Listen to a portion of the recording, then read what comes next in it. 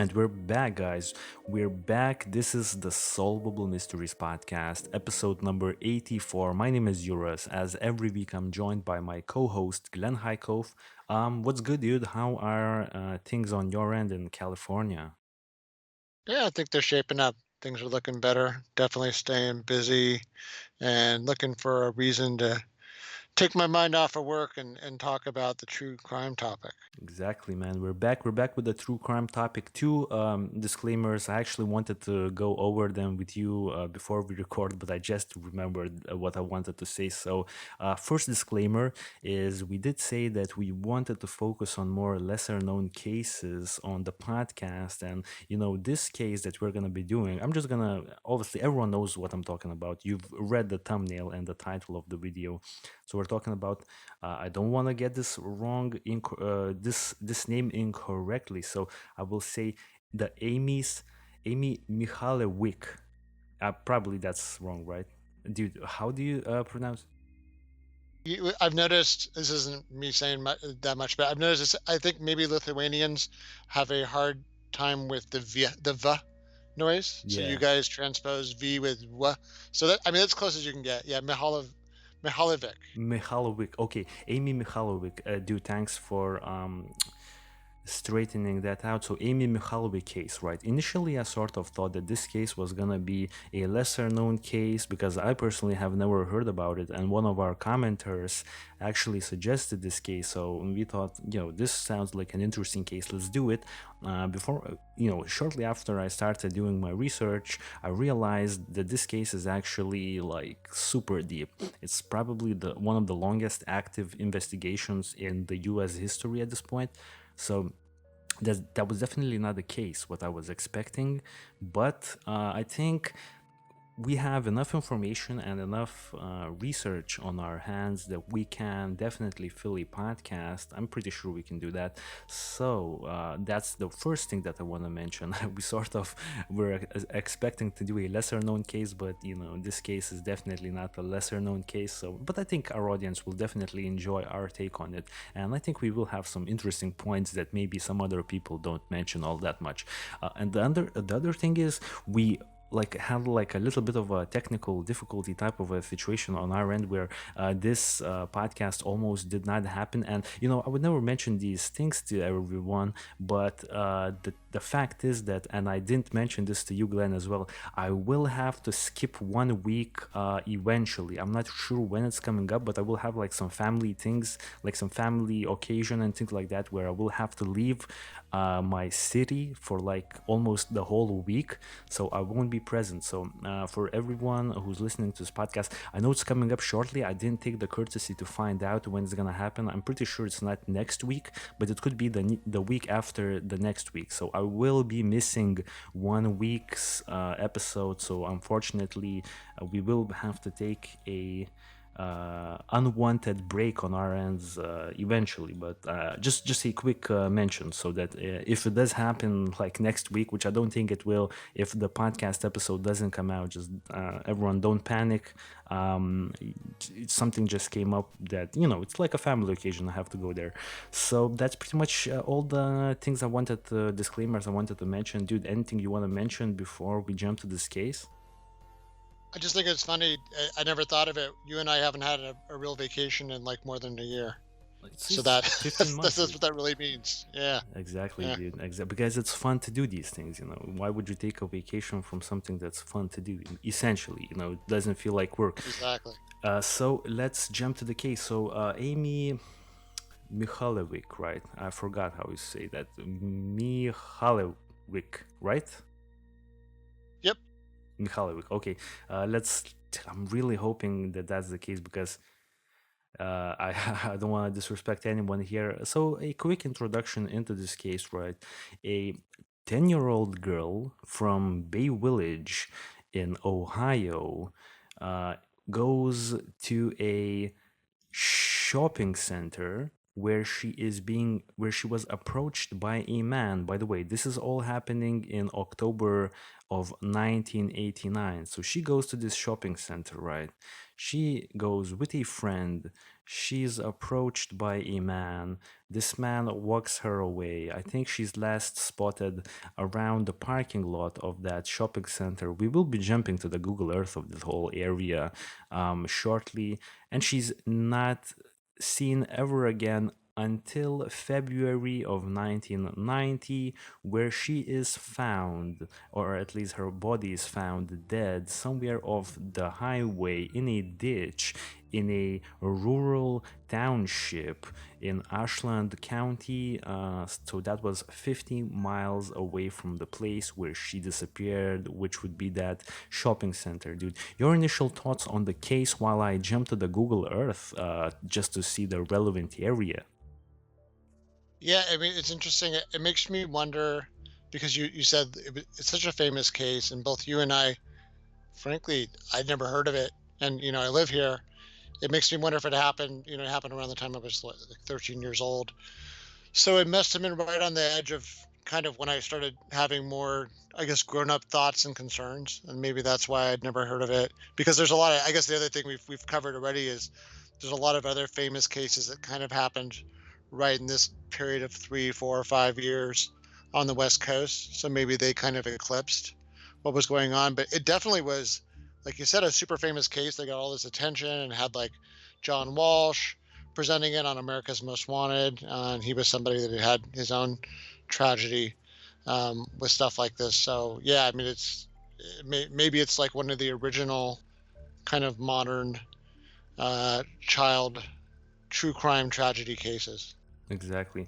By the way, we are right now looking at the school that Amy was going to. So this is her school. So a little background on the day when she went missing, because I think these details are pretty relevant to us. She basically, it was a Friday when she disappeared. So let's take that into consideration. Some people actually put a lot of weight behind the fact that it was Friday. Maybe people are a little bit more relaxed at Fridays and things like that, especially like in 89. I don't know.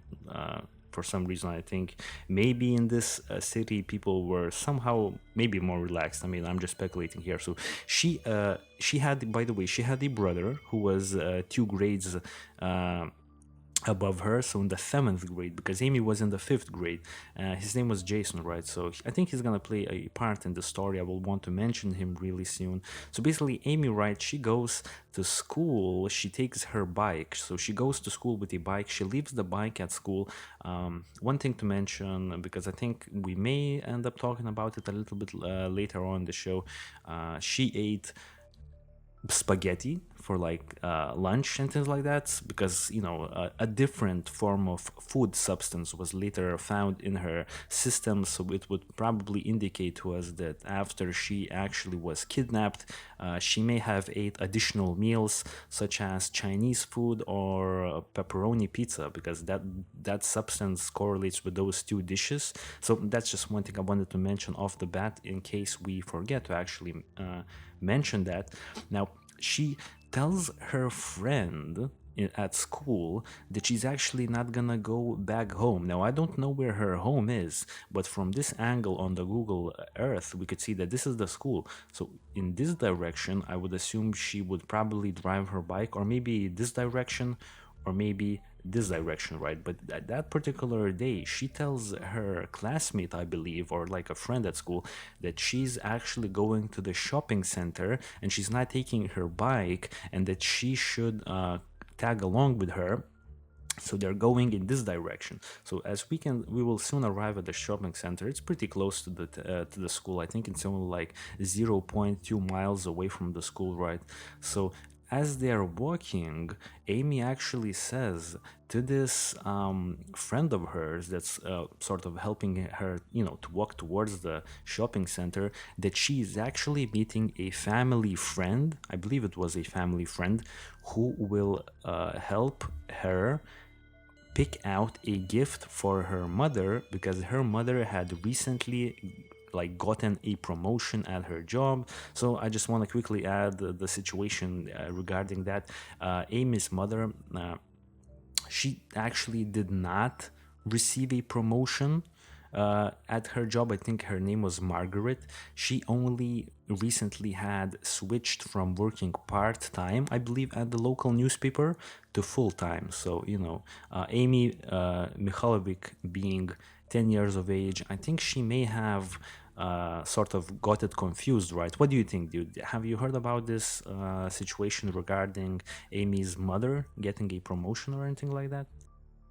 No, I only know the lie that the kidnapper Yeah. and murderer told her. But yeah, I don't have a lot of background even about her parents at all, other than her mom died of some health issues some years later. Yeah. So basically, that's what happened. To my understanding, the mother actually went from working part time to full time. So a lot of people are speculating that the fact, right, that because mention this off the bat, right, the perpetrator in this case. It's widely believed that he used the same tactic on many girls around the same age that Amy was. And the thing is, he got lucky, in my opinion, with Amy because Amy knew that her mother got a promotion, and she may have gotten it confused with. Amy knew that her mother, like, went from working part time to full time, so she may have confused that information, right? And in her head, oh, that's a promotion, right? But it was not actually that. So she goes to this shopping center, right? It's, I believe, at 2:45 p.m. She was last seen with a man who approached her. Now, this man was seen by two witnesses. Some state that they were like 11-year-olds. Some other sources stated I've seen 10-year-olds. So we can't really know for sure, for certain, how old these witnesses were, and they actually gave varying reports. So I want to jump right now for everyone on the visual assets to like this thing right here. So this is pretty much the sketch, right? The sketch that was released. So we have like a man with like glasses on the right side and a man without glasses on the left side. Also, the man with the glasses has a beard, while the man on the left side doesn't have a beard. So this is like the same person seen by two different kids. So one kid actually saw a man with glasses and a beard. The other didn't see any, like the other person didn't see the beard or the glasses. One thing to mention here, the man apparently stood between 5'8" and 5'10", and then also he apparently had a bald spot at the back of her head, his head, I would say. So dude, your initial take on the sketch, do you have any information, like do you have any opinions regarding this? Yeah, well, two things. So the first thing is, it really goes to show you why witness testimony is so unreliable, because people have a really hard time consistently recalling things, especially over time. But even, in the case of something that happened in front of a bunch of people, you'll have everybody saw something different. So I think this is a product of that. It's also worth pointing out that one of the suspects that we talk about later is going to actually look pretty close to both of these drawings. So it is interesting that, whether that's coincidental or not, because you and I have been, we've run into this a bunch of times where a bunch of people will look like these drawings. So unfortunately, these drawings tend to look like a lot of different people. And that's the case here. The other thing I wanted to mention is just the tactic that was used to lure her. So you mentioned, like, it was kind of her bad luck that the mom had gotten a new job, so it coincided with kind of her expectations that something would happen. Yeah. But the unfortunate thing is, this is actually a pretty well known tactic of certain criminals. So there's certain criminals that literally, I mean, back in the days of like coin phones, they would literally take like a bag of quarters that had like they would take like a bag of like 100 quarters, and they would just cold call people all day. And the fact is, they make a lot of calls. So eventually, you're Wow. gonna, yeah. Eventually, you're gonna get lucky.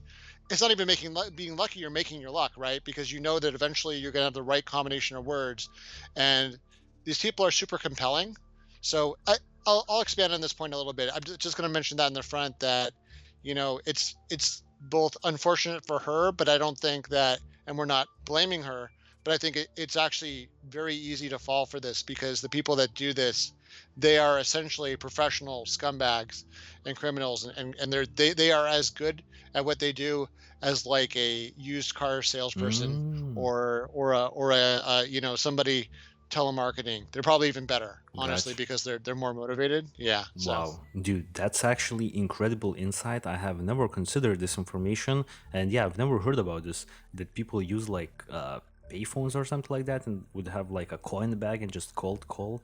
Yeah, that's yep, all day long. Super gotcha, dude. famous cases like that. Yeah. So this guy's just Wow. one of many scumbags that do this. This is like a trick of the trade of this kind of Uh, confidence criminal. I think, I want to argue with you a little bit here, but I don't have the full information. So, just as a little piece of information that I want to put in here, I think this guy had like some sort. I think there was a connection with like a local location for like kids and things like that, where kids would leave Yeah. payphone like their phone numbers. I don't want to get into that whole situation. Maybe we could like go back there a little bit later on the case, because I do have Okay. I want to finish up the story, right? Because I was going through the story. So if we could jump right back to this area right here on the Google Earth, right? So one thing to mention that Jason, Amy's brother, who I think was 2 years older than Amy, was actually planning on going to this shopping center at 3 p.m. in the afternoon. Now let's remember, Amy is being approached by that unknown man at 2:45 p.m. Now Jason being at the scene may have completely changed this whole dynamic, and maybe this would not have happened. But Jason, midway, I would assume, through his walk, from the school to this shopping center, he had a change of heart, because he noticed that some local bullies were actually at the shopping center present, who were, I think, a little bit older than him, like from higher grades. I definitely understand that situation. I think we've all been there. So he decides that, oh, I'm not gonna go there. I'm just gonna go back home. So he goes back home. There's an interesting situation in the Mihaljevic family, where the kids would actually call their mother after they get back home. I think for little kids, it's actually a pretty safe tactic for parents to use, because if the kids are gonna be like in the fifth or seventh grade and they're gonna be like going back home on their own, I think it's a good tactic to have them like report once they come back home. I think that just indicates that the family was probably taking precautions, right? But he calls his mother, I would assume, and and tells her that he's home but Amy's not at home. But this is a very weird situation. I know that I may get it confused here, but I want to mention it off the bat. It's like one of the details that I wouldn't want to release this podcast without mentioning this detail, because it's very important. Amy, after getting abducted, or maybe shortly after that man approached her, that unidentified man approached her at 2:45 p.m. After that event had happened and that man had led her out of the shopping center, I believe, to his car in this parking lot, right? Shortly after that, she also made a phone call to her mother, and she stated to her mother that she was taking like some music classes or something like that at her school, so she's gonna be coming back home a little bit later. And at this point, it is widely believed that the perpetrator had sort of still used that ruse. Call your mother, just tell her that we're gonna pick out a gift for her, and don't just make up a lie or something like that. So I think that was still going on, because Margaret, Amy's mother, actually said that she felt that that call was completely unlike Amy's usual phone calls. Amy was avoiding questions, as well as it seemed like she wanted to get the call over with as fast as possible, which was apparently unusual for Amy. So that's another situation. So just to finish up the story real quick, and I'll let you add your thoughts really quickly, man. Amy, uh, I mean, the mother, right, Margaret, felt uneasy when she heard this information, because she felt it was very unusual for Amy to sort of stay like longer at school and things like that. So she actually went home from her work a little bit earlier than usual. I think it was sometime after 4 p.m. or something like that. And when she arrives home, she was met by Jason, and Jason was really quick to mention, because he also felt really suspicious about the situation, that Amy is not home yet. And then that's when Margaret, Amy's mother, immediately felt like something was wrong. She immediately drove to the school, right? She drives to the school. She notices her bike is missing. Her bike is at the school a lot, like her bike is there. No one really knew where Amy was. So a good thing in this case, like a really good thing in this case, that this area right here that we can see from the Google Earth is actually the police station. So what a coincidence. She goes missing literally across the street from a police station. So I think 5 something p.m. she goes to the police station and she reports her daughter missing, and that's how the whole situation went down. And it's, I will say, kudos to this police station, or at least to the officer who took the information from Margaret, because this officer actually could have just did the usual runaway like run around, like the kid is a runaway and this and that. But she actually immediately felt like Amy's mother Margaret was telling the truth, and this needs to be looked at. So police officers immediately on the same day started looking for Amy all over the city and surrounding towns. So that's the story. I just wanted to, like, get all of these details in, because I think it's very important before we try to dissect everything in this case. So we will talk about where her body was found and things like that. But just for the initial story, dude, you have anything else to add to this? Yeah, I'll just really quickly say that it's interesting because it really does seem like this guy took advantage of somebody who, by all descriptions, was very much like a girl who was mature for her age and had a very positive attitude.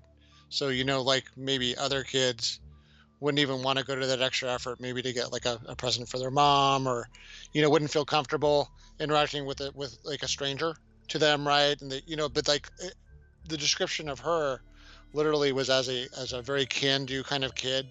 So a kid who was very action oriented, and I mean that in a positive way. So like someone that was kind of willing to do things and explore and maybe be constructive, I guess is the way to put it. There's even a video that's so adorable where I mean, literally she's doing YouTube, she's doing like a vlog before there was YouTube, where she's doing like a movie review of like a VHS tape, and she's standing in front of the camera and she's giving like her whole spiel, you know, of her review. And like obviously she would have fit in perfectly now with, she would have been doing what you and I are doing right now on YouTubing, um, and podcasting. So I mean I can see how someone like that maybe would be more trusting of an adult because they're trying to like, get into the world of adults and do like considerate, caring things for somebody.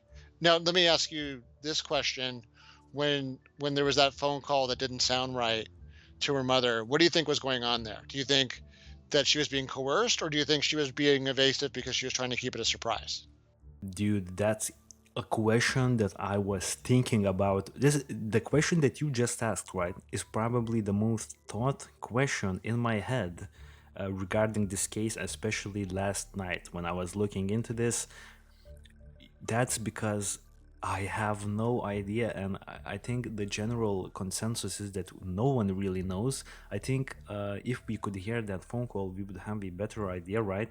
But just from the story, from what I could gauge, I would probably say that it was a situation where she was still trying to keep it a secret, because at that point, when she calls her mother after having that contact with that unidentified man, I believe she still believes for some time, like shortly, she still believes that this is not a kidnapping and they're actually gonna get the gift or something like that.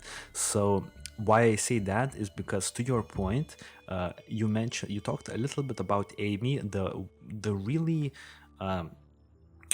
really consistent Amy trait, personal trait that is online on all of the information sources, and and I don't think it was put there for no reason. If it's so consistent, I think it has merit. That Amy was actually very intelligent for her age. This was mentioned a lot. So I believe if Amy was coerced, maybe at gunpoint, to call her mother and tell her that, I think Amy is smart enough at that point to sort of leave a hint or something like that to her mother that things are not actually happening as she is telling her, you know? So I think at that particular point in time, she still believes everything is a big secret and she's with this family friend that they're gonna actually get that present. What are your thoughts, dude? I'm really curious to see what do you think? Yeah. Yeah, I think, yeah, I mean, you would think that there would be more fear in her voice. I guess the other thing is you mentioned once again the contents of her stomach, which, were found unfortunately post-mortem, were different than what she'd eaten earlier in the day. And I kept on thinking when you said that, I kept on thinking to myself, like, gosh, I mean, knowing what we was probably happen next, it makes you wonder, like, could she have even had a meal after that? You know what I mean? Like, why would the person bother to feed her if, he did the awful things that he did right away? Mm, So for the person to even have an appetite, because often when you have a really terrible emotional experience, and you don't feel safe, you don't really necessarily feel like eating. Sometimes it's the opposite, I fully but agree. that Yeah. was just my, yeah, yeah. So that's all I have at this point. So I guess it's a good lead up to, well, it's an ominous lead up into what happens next. So what Right. happens next after her mom goes to the police station? Yeah, so pretty much apparently nothing for a while, right? Apparently nothing happens for a while until, we jump to that fateful day on February 8th, the following year of 1990. And I do have some information. So before I jump to the information on how she was discovered and who discovered her body, I want to quickly, for our audience, get us and everyone who's watching this, who's not watching this on our YouTube channel. I know this sounds like a really weird podcast, but we're trying to make it for everyone. So the audio people, the video people, everyone's who's in this case. Hope everyone's like enjoying the podcast so far. Leave a comment if you don't. Okay, so for some reason, oh yeah, okay, Google Earth just had the weird situation, but now we're good. So as I've said, this is Bay Village area, right? So this is the area where the girl was last seen, where she was living. This is Olmsted Falls. This is not the area where the girl was discovered. I just want to quickly check the distance between Olmsted Falls and Bay Village. It's 7.5 miles. So 7.5 miles, right, from the area where uh, you know Amy was living. Multiple girls also received these phone calls. So we have information that a lot of girls from Olmsted Falls had previously also received phone calls with the same ruse that your mother has gained a promotion, but we have to go and pick out a gift for her. And apparently, all of these phone calls, or at least the vast majority of these phone calls, actually ended with the girl putting down the phone, right? So not continuing in the conversation. So if I ever have like kids, I will definitely after the story emphasize to them, don't talk to strangers, because usually when I used to hear when I was a kid, don't talk to strangers, I didn't really know what that meant. I was like, okay, but like who cares, right? But like seriously, kids should not be talking to strangers in my opinion, but that's another discussion, right? But around 50 miles, right, and I believe around almost like 100 days later, and 50 miles from the Bay Village, she was found dead. Like her body was found in this area. So I want to read what I have on it. I'll just want to jump to the location for people to understand how rural this place was, right? So we have like agricultural fields all over the place. So we will soon approach the area where Amy was found dead. So as we approach the area, I just want to quickly read what I have regarding this. So on February 8th, 1990, the girl's body was actually found dead in a field close to the road of County Road 1181. So this is the County Road 1181 that we're actually on the Google Earth right now. This was Ruggles Township in rural Ashland County in Ohio. The woman who found Amy's body was actually Janet Siebold, and she was actually enjoying her daily early morning jog. Daily early morning jog. Let's remember daily, because this will come into play that this was a daily jog. Initially, she spotted something 20 feet off the west side of the road. So I would assume this was this direction that we're seeing. This is the eastern side of the road. This is the western side of the road. So somewhere actually around this area as we speak, somewhere in these fields, she spotted, at first, she thought it was a pile of snow. That's the crazy part. Initially, she thought it was a pile of snow, and as she approached this pile of snow, she actually saw a dead body of a child lying face down in a pile of mud. And then she immediately ran to the nearest house to call the police. I don't know which house it was. It maybe was that house right there. I know there's another house somewhere around here. So she ran to one of these homes, right? And she told the people there that, yo, we need to call the cops right now. This is crazy. And she actually, Janet Siebold, for the longest time, she was actually traumatized after this event, which is crazy. And to this day, she's traumatized. She said, why did it have to be me who found the body? So that's pretty crazy, right? So, police officers actually, when they were arriving to the scene, the interesting thing I noticed is they pretty much already knew what they were gonna find, or at least had like strong suspicions what they're gonna find, because everyone was aware about Amy's disappearance, and actually previous searches for the body had been conducted, so people were actually expecting Amy to be dead at that point and that her body was dumped somewhere around here. Now, why I'm moving more like into the distance, right, into this road, because it wouldn't make sense for me. Why am I moving into the distance? Well, maybe I'll just jump to the bigger Google map, right? As you can see, I have 2 points. So this is Amy's body, right? This is where Amy's body was found. But actually, we also have curtains and blankets found around this particular area. Let me just also bring us in real quick. So here, and Amy's body is way there in the distance on the western side of the road, 18 feet into the road, so around 5 meters. But a blanket and a curtain is found dumped here. And for a very long time, I think multiple years after the case, after Amy's body was found, they actually had this curtain and blanket also found, but they couldn't connect these two items to the body of Amy because I think DNA evidence things are like really bad back then. I think you could chime in here a little bit, but I will want to finish the story by saying that what connected the blanket and the curtain found in this location to Amy's body that was found way there, right? The fact that on one of these items there was a dog's hair, and that the dog's hair was very similar to the dog that Amy had. So I think it's widely believed that that dog's hair came off Amy's body, and it would make perfect sense because apparently that would mean to us that Amy was wrapped in that blanket and that curtain as a transportation, like to hide her body as, as her dead body is being transported.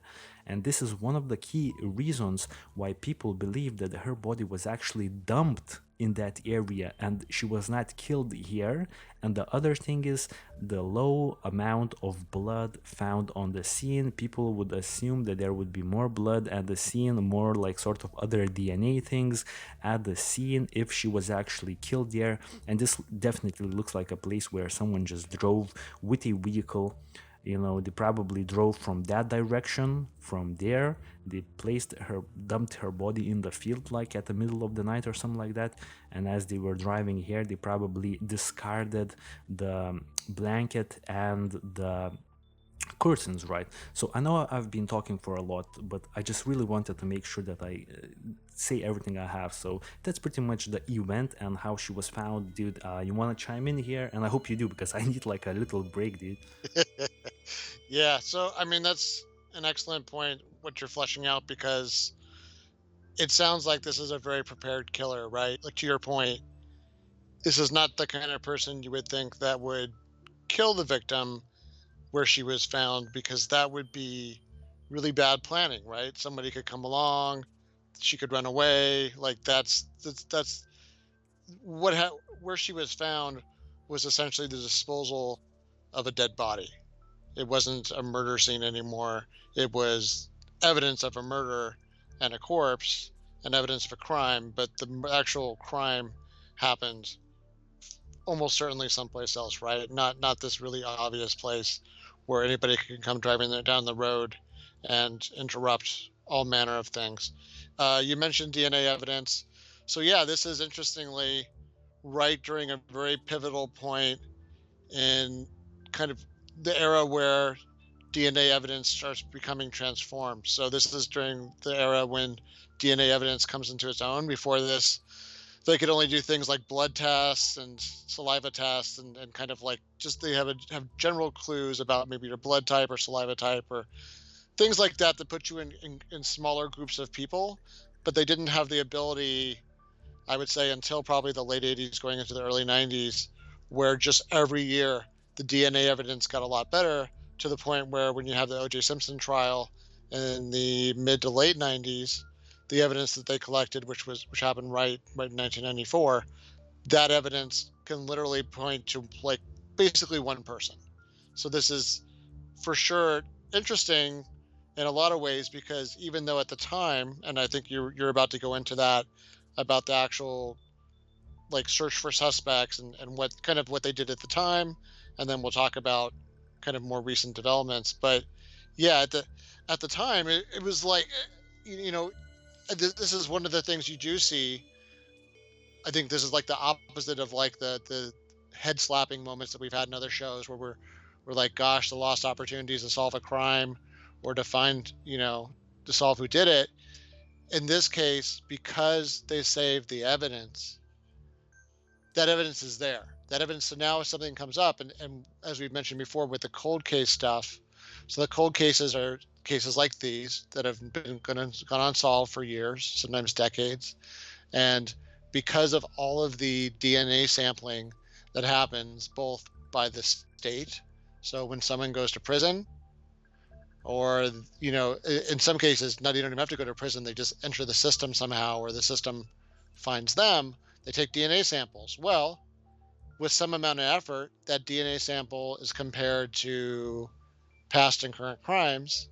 And even in the case where they don't have the DNA sample of the person nowadays, because of things like 23andMe, they can actually use this more complicated process of essentially tracking down a relative of the criminal through the existing database of samples. So it's awful that they have to do this, but it's in a way very amazing and forward looking that they do have this evidence. So with that in mind, it was interesting to know like what were they thinking at the time? Like obviously the way everybody was acting, it kind of seems like no one really expected some horrible creepo to go kidnap this little girl and do this. So then when it happened, it was a big shock, and then they're kind of like scrambling Yeah. to figure out who did it. Yeah, what happened there?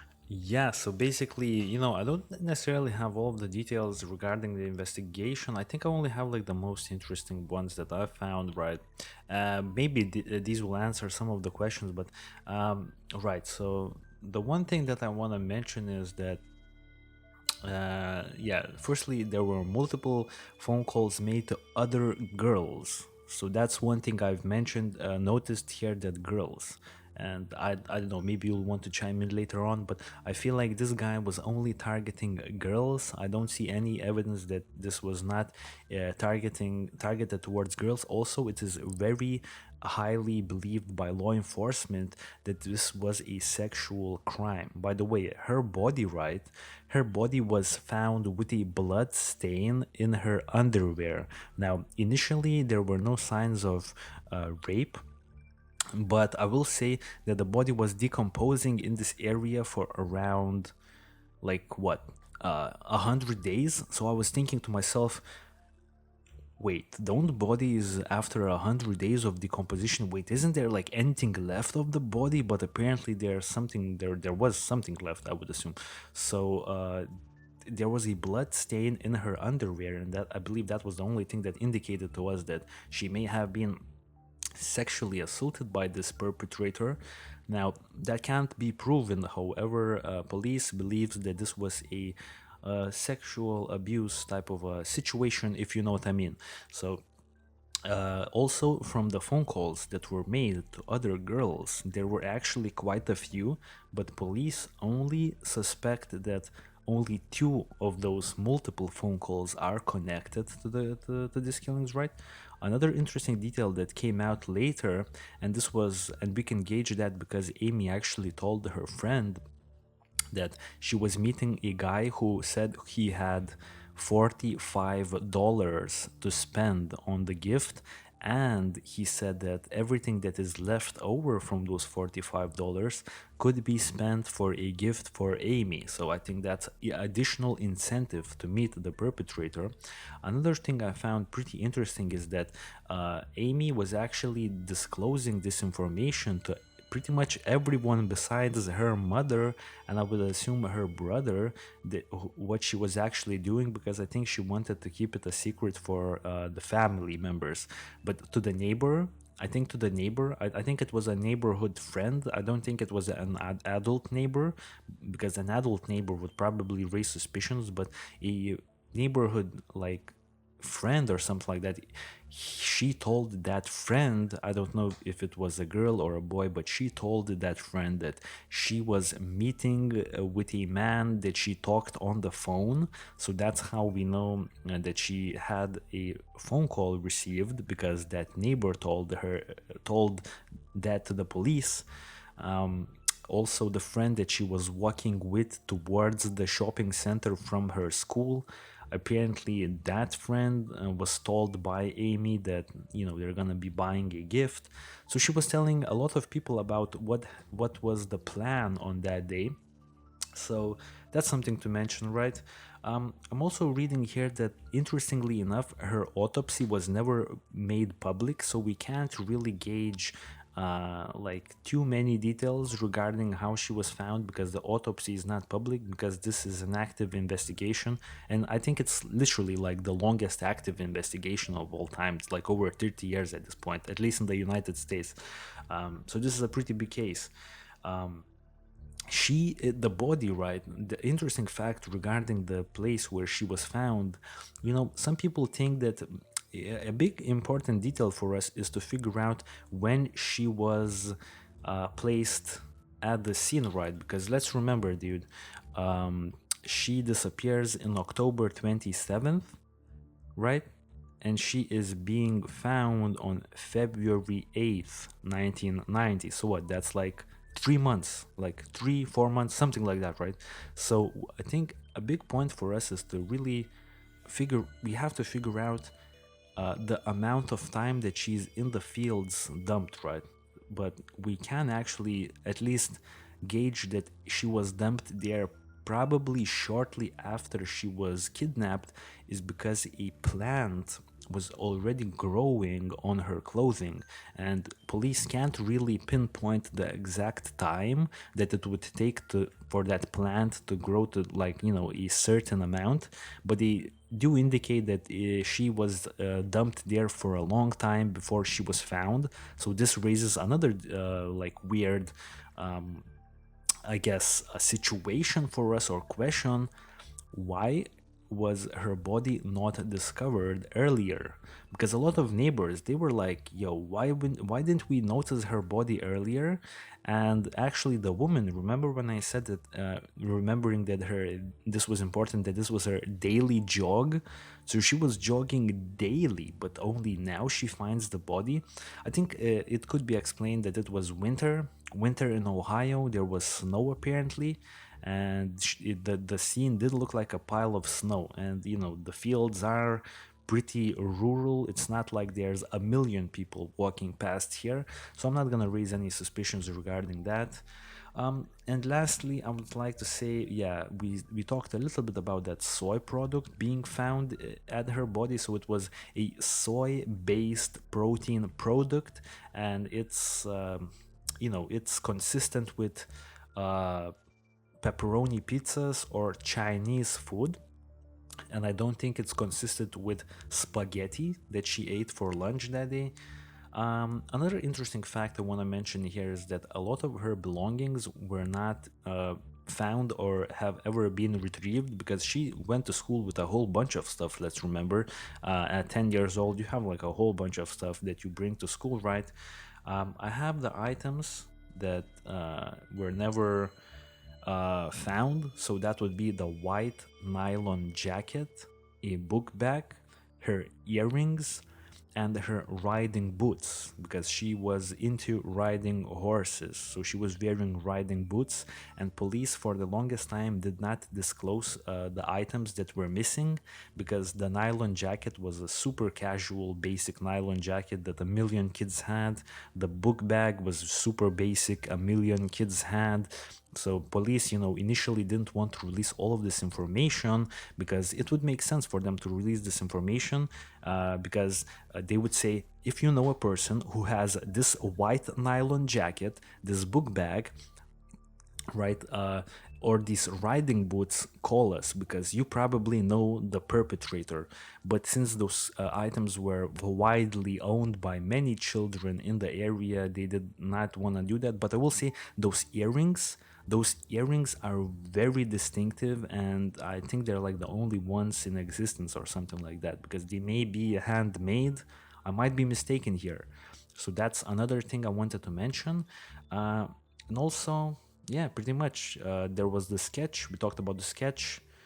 I think so, dude. I think we're good. So yeah, I think these are all the like details regarding the investigation that I found. So, your opinions?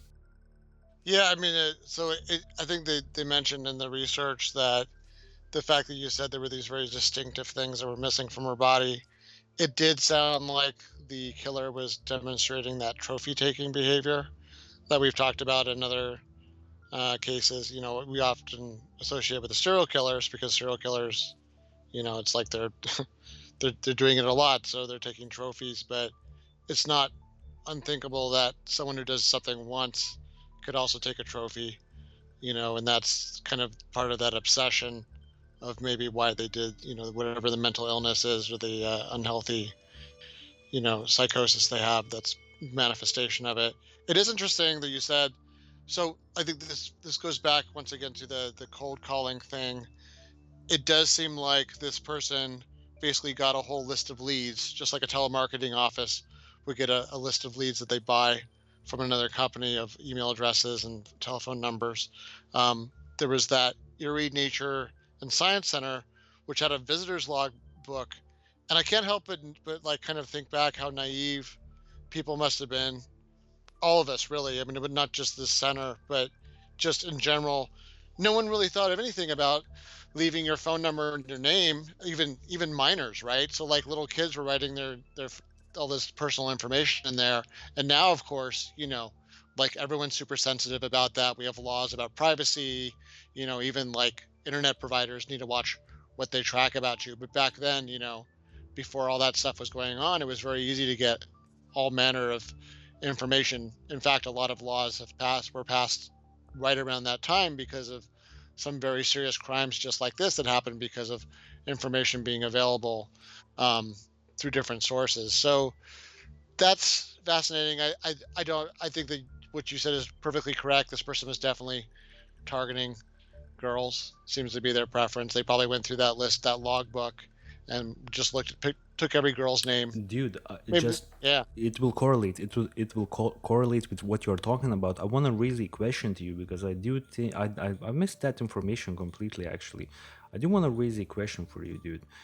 This is the Lake Erie Nature and Science Center. This is the area, right, where the phone logs, or like where the girls apparently who received the phone calls were writing her phone numbers and other personal information in the local, I think in the logbooks or something like that, right? yeah, So this yeah, was like the the visitor desk.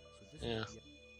so this is the area right next to the school. So I think it's pretty obvious to us that probably Amy was present in there when her phone was collected, right, from this Oh yeah, center. I think yeah. that's a They yeah, yeah. do they. I mean, I'll just give you insights into. I don't know how it works in Lithuania, but in America, someplace like that, like it's one of the only things, especially where they're at. It's one of the only things to do. So for sure, she went there at least once on a field trip, like stuff like that. I mean, without digressing too much, there were some places that my school would go to every year when I was in elementary school, like the zoo, LA Zoo. So yeah, no, it's for sure. It was someplace that she probably went to at least once with her school as part of an official trip, and probably also maybe with her family. That stuff's fun if you're into that kind of stuff. I think the other thing that is worth mentioning is like we said, she's got a very positive attitude. She's got a very engaging attitude, and seemed to actually like to speak to adults. It makes me think that, just getting back to the kind of person that does those calls that other kids turned down and said no to, but in practice, I think she was the kind of kid that didn't want to say no. You know what I mean? Because that's one of Mm, that's one of the hacks. It's called social hacking. So, doing what this person did over the phone, it's actually a form of hacking. It's called social hacking. It's one of the oldest kinds of hacking there is, and that's one what even like the long time hackers like Kevin Mitnick did. You don't need a computer to hack. If you can talk to somebody over the phone and get them to do something or give you information that they're not supposed to because they trust you, which in this case, this person was able to gain her trust and get her to ultimately, expend her life, unfortunately. Um, it's one of those tactics, and those people are usually very, very good at it. I would say that I know people. I mean, it's very hard sometimes to say no to somebody over the phone because society teaches us that saying no is impolite. So I think that, unfortunately, she was such a positive, can do person that it didn't even occur to her to, like, hey, this is some creepo. Like, no, I'm not comfortable with this. Like, she just went along with it because she thought, like, that's maybe the very positive and polite thing to do. So, yeah. yeah, from that perspective, it's interesting. So, I mean, it is interesting to look at. Do you think it's time to talk about some of Yeah, the? yeah, Yeah. that's the thing. That's the thing. I think you have two suspects, right? Now, honestly, dude, I will say off the bat, I was very focused on the main guy, right? The guy that I think you and I are leaning towards, that this is our guy. But you did mention there was this other guy. You want to talk about that guy initially before Yeah, we yeah. jump to that other guy? Yeah.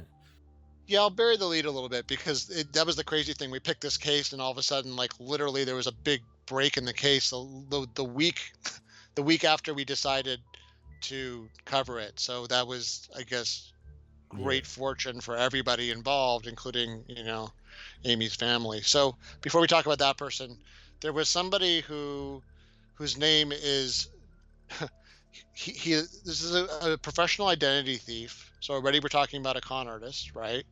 And the name he stole was Joseph Newton Chandler III, which was actually the name of I think it was a 8 or 10-year-old boy who had died back in like the 40s. Um, so this guy's real name was Robert Ivan Nichols. He was born in 1926. He had served in the military during World War II. He left his divorces. He left his wife and left his family, and then had this kind of weird con artist life. He was a super strange guy. He had essentially kind of done these weird engineering jobs. One time, no joke, one time he drove 700 miles to an LL Bean store, only to turn around and drive all the way back to Ohio, which is where he lived. So, case in point, something to think about, because he could not find a parking spot in the store's parking lot. Um, Whoa, what, man? yeah. Now, in 1989, this guy, like I said, was a professional con artist, had been caught kind of doing all sorts of different strange behavior, stayed in his house all day. Everybody said he was just a super strange guy. He showed up at a hospital in 1989 with lacerations on his penis, claiming he received them via vacuum cleaner. I think we can put two and two together to figure out what that excuse was about. But if you look at his picture and you compare it to, I mean, you look at it kind of age regressed back to when this crime happened, and then you compare it to the suspect drawings, I mean, there is an eerie resemblance. And, I think, I mean, the glasses, the face shape, the hairstyle, the nose shape is somewhat similar. It's interesting. I mean, this guy, I think because he'd done so many other weird things and been so erratic, and because he looked like, the drawings, they said, well, Wow. maybe that was him. And he actually killed himself, I think back in 2002. They think, here's the crazy part. They think that he actually, before he shot himself, apparently he had colon cancer. So they think that maybe he was just trying to end things early. Jeez. He actually turned up the heat in his well, sorry, he closed the blinds and turned off the air conditioning, which is sort of the same thing as turning up the heat, so that his body would decompose faster. Wow, he was like Wow. an expert to the very last breath of Yeah. life. He was I'm doing something horrible. Yeah, it jeez. was.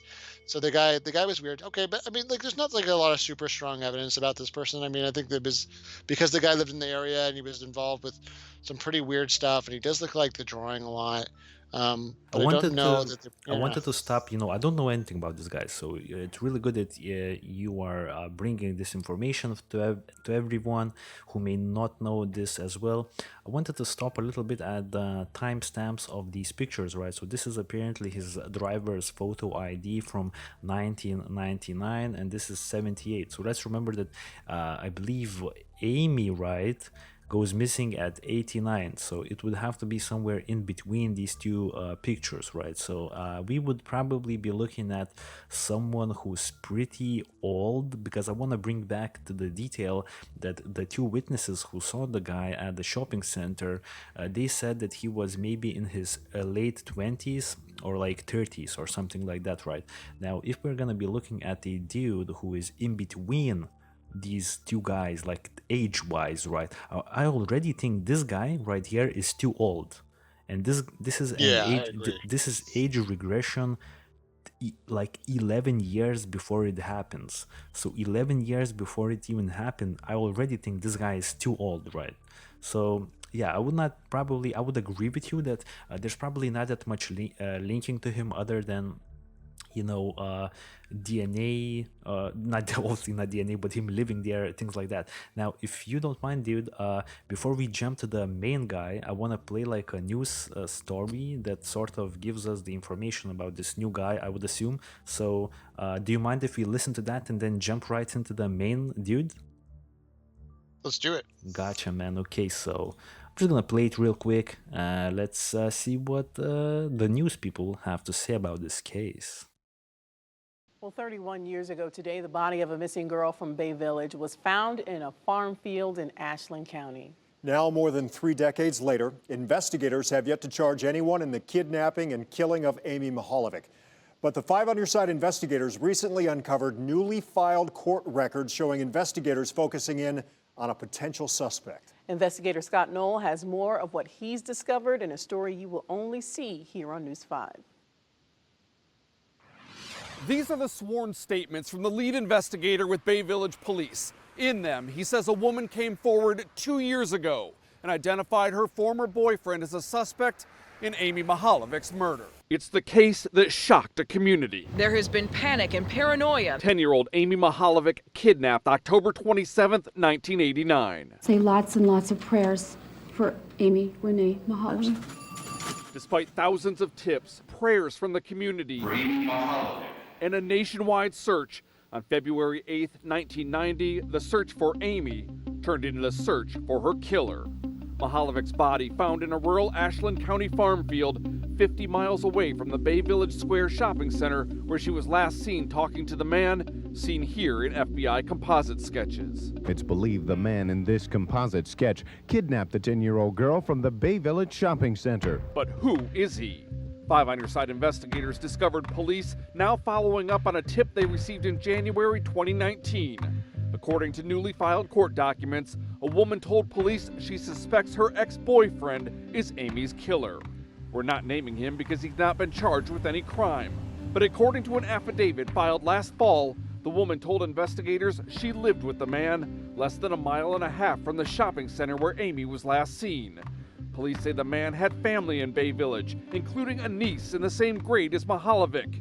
And the night Amy disappeared, court records show the woman told police the man never came home. However, the woman told police she did hear from the man that evening, a phone call asking if she was aware of the news coverage on Amy's disappearance. And police say there's more. They've been having this on television for 3 months. And then you wake up in the morning and find it's about 300 yards, find the body about 300 yards from your house. Police say they found gold fibers on Amy's clothing after her body was discovered.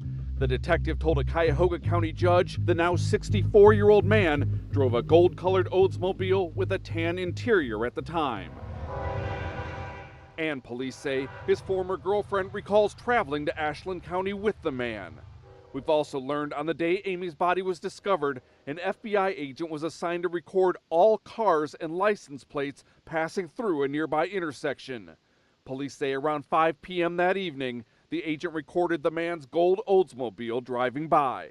According to the detective, his investigation has not been able to show any reason why the man should have been there that day. We don't have like one suspect. We're like, yeah, this is the guy. But at the same token, we have such a vast amount of information. I think it's only going to take a couple pieces of information to tie all that together and actually solve it. Just days after Bay Village's former police chief told that to News 5, investigators say the man in question walked into the police department and talked to investigators over the course of 2 days. In a sworn affidavit, the detective said the man, quote, made very suspicious statements, including that 1989 and 1990 was a dark period in his life. According to court documents, the man initially told investigators Amy was never in his car, but when asked again if it was possible, investigators say the man said, okay, but I don't know what the situation would have been. The detective wrote the man also agreed it was possible his DNA would be on a curtain found near Amy's body, and that his DNA would be on Amy's body, quote, if somebody planted it on her. Investigators say the man agreed to a DNA swab and also a polygraph test. Police say the result of that test was deception indicated. They also say the man did not show up the next day to sign paperwork allowing them to search a storage unit. Instead, according to the detective, police got a warrant, searched the storage units, where, quote, officers seized evidence. Leading up to the 30th anniversary of his daughter's murder, Mihaljevic's father told us he's still hopeful Amy's case will be solved. It's something that you can never stop thinking about. A case that after 31 years could be heating up. Police telling a judge that in May, 2 witnesses picked the man's picture out of photo lineups as the man they remember seeing Amy talking to the day she disappeared. So what else do we know about this man? Police say he's currently homeless and living in his car. We tried calling and texting him to ask about this case. We never got a response. We also tracked down the woman who came forward with this information. She referred us to investigators. But the Bay Village detective quoted in these court documents told us he wouldn't comment on what we found. In Bay Village, I'm 5 on your side investigator Scott Knoll. If you have information about the murder of Amy Mihaljevic, the FBI is offering a reward of up to $25,000 for tips that lead to the arrest and conviction in her death. Anyone with information is asked to call this number, 1-800-CALL-FBI. Wow, dude. Like, I will off the bat say this is pretty crazy. And I want to immediately ask you a question. What's the law? Maybe you know the law situation regarding circumstantial evidence, because I don't think you could possibly get any more circumstantial stuff on this guy. I don't think it's possible, right? Yeah, I mean, there's no statute of limitations on murder, so I mean, I guess in terms of circumstantial, it would probably help if I better understand, like, what you mean. Like, what's your concern about what the limiting factor would be? Yeah. So basically, I don't know necessarily how to put it in like a scientific term or anything like that, but like literally, like I don't think. Well, obviously there could be more circumstantial evidence, like he could have been like literally seen by people dumping the body and things like that, but there's so much like a fiber in Amy's body was found from a vehicle, and they could determine the color of that vehicle. It was the same color that the guy drove. He called his girlfriend, which he was missing, by the way, from his home at the time when Amy disappeared, which was unusual for the guy, right? And he also and then also he called his girlfriend, right? Earlier in the evening, and asked, have you seen news reports on this case? What's that all about? Yes. Yeah. So I mean, that's where we talked about this before. Is unfortunately, sometimes angry ex-boyfriends or girlfriends will make accusations about the other person to the police just to get them in trouble, or just to get to make trouble for them, get the police in their business, which happens, could be happening here. I think sometimes when police do have a reason to think, like, suppose they were to go and take this person seriously and start lining up the facts and doing a little bit of digging, if they really think it's plausible, then often what they'll do, like they did for the Golden State Killer, is they'll surreptitiously get a DNA sample. So without even trying to go get a warrant, and force the person to give a DNA sample, and maybe tip them off that that person might start destroying evidence, right? Like you said, if there's any of those things from Amy's secreted in that person's house somewhere, like you would worry if you got a warrant that they might go, like take the time between when you got their DNA sample to try to destroy whatever evidence was someplace else. So what you'll do instead is wait for them to like go to Starbucks and throw something away in a public trash can.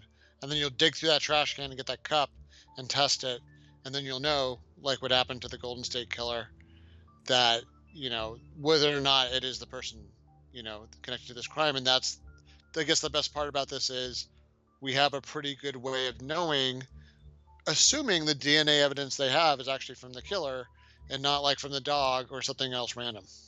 Exactly, dude. But to my understanding, they don't really have any like strong DNA leads to this guy, right? Because they did take his DNA samples, I would assume, and this is happening in 2019. Let's remember that we only found out this information like a week or two ago, but it actually was happening like over 2 years ago. So I think if there was some sort of a link, right, DNA link with the guy, wouldn't you think that they would have linked it by now? I mean, this, he became a suspect in 2019.